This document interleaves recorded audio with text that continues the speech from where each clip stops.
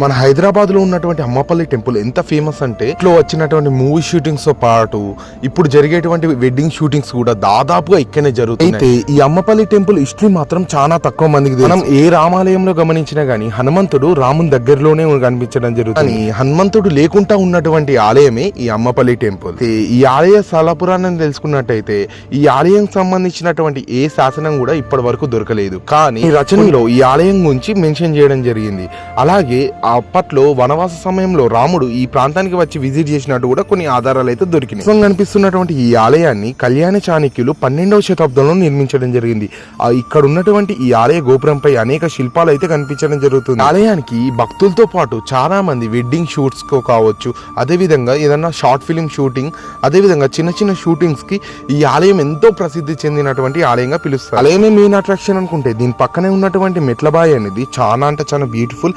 and మీరే